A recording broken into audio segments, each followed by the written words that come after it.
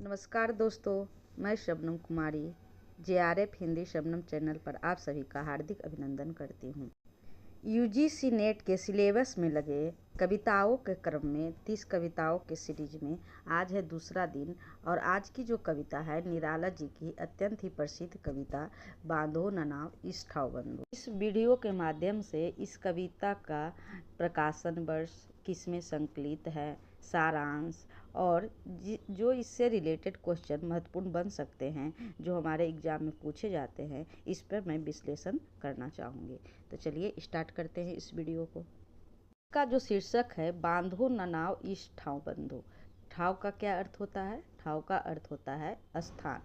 इस स्थान पे नाव मत बांधो, इसका शीर्षक है। यह जो कविता है उनके मीठी प्रेम की स्मृति से जुड़ी हुई है।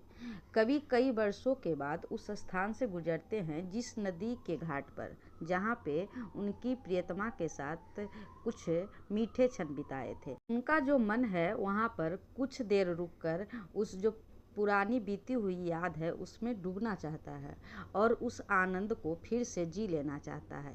लेकिन वो अपने मन को समझा देते हैं कि बंधु यानी अपने मन को कि यहाँ पर अगर घाट पर रुक जाएंगे तब बहुत सारे लोग तरह तरह की बातें करने लगेंगे और हम जो उस स्मृति में जाना चाहते हैं वहाँ पर ना जाकर उनकी बातों में उलझ जाएंगे। हे मन, यहाँ पर तुम नहीं रुक। चलिए प्रारंभ करते हैं इस कविता को। तो इसका जो महत्वपूर्ण तथ्य है कि इसकी जो रचना हुआ है वह कब हुआ है? 1950 ईस्वी में। और कवि कौन है इसके? सूर्यकांत त्रिपाठी निराला। इसके कवि कौन है? सूर्यकांत त्रिपाठी निराला। सूर्यकांत त्रिपाठी के बारे में कुछ बिंदु है जो हमें जानना चाहिए। जैसे इनका जो जन्म हुआ था 1899 में और कहाँ हुआ था? महिसादल बंगाल में हुआ था। और मृत्यु कब हुई थी? 1961 में।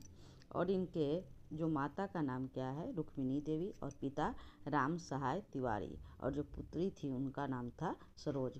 कविता का पंक्तियाँ इस प्रकार से है कि बांधो न नाव इस ठाम बंधु, पूछेगा सारा गाँव बंधु। बांधो न नाव इस ठाम बंधु, यह घाट वही जिस पर हंस कर वह कभी नहाती थी धस कर, आंखें रह जाती थी फंस कर, कपते थे कपते थे कपते थे दोनों पाँव बंधु। बांधो न नाव इस ठाव बंधु, वह हंसी बहुत कुछ कहती थी फिर भी अपने में रहती थी, सबकी सुनती थी सहती थी, देती थी सबके दाँव बंधु। बांधो न नाव इस ठाव बंधु। यह जो कविता है वह निराला के कविता संग्रह अर्चना में संकलित है और इसका सार यह है कि कवि एक लंबे समय के बाद उसी घाट से होकर गुजरते हैं जहाँ कभी उन्होंने अपनी प्रिय के साथ, अपनी प्रियतमा के साथ प्रेम के पल बिताए थे। उनकी स्मृतियाँ ताज़ा हो जाती है। वहाँ जब जाते हैं तो उनकी जो यादें हैं वहाँ की ताज़ा हो जाती है। वे कुछ पल यहाँ ठहर कर उन यादों में डूबना चाहते हैं। वे चाहते हैं कि यहाँ कुछ देर रहें, लेकिन वे ऐसा कर नहीं पाते हैं। वे जानते हैं कि वहाँ रुकने पर लोग तरह तरह के सवाल करेंगे, क्योंकि उस स्थान से उनका जो निजी आत्मीयता है, जो उनका कौन सा वहाँ पे प्रेम का जो तार है वह जुड़ा हुआ है, उसको दूसरा कोई नहीं जान सकता। वे सोचते हैं कि इस गांव के जो लोग हैं उनकी स्मृति में संचित जो प्रेम की मौन भाषा है वो कभी नहीं समझ सकेंगे, जो यहाँ उनको रोकने के लिए विवश कर रही है, जो वहाँ रोकने के लिए उन्हें बार बार प्रेरित कर रही है। इसकी जो 2-4 बिंदु है हमें हमेशा कंठस्थ होना चाहिए। जो इसका प्रकाशन वर्ष है 1950, कवि कौन है? सूर्यकांत त्रिपाठी निराला। और किस कविता संग्रह में संकलित है? तो अर्चना में।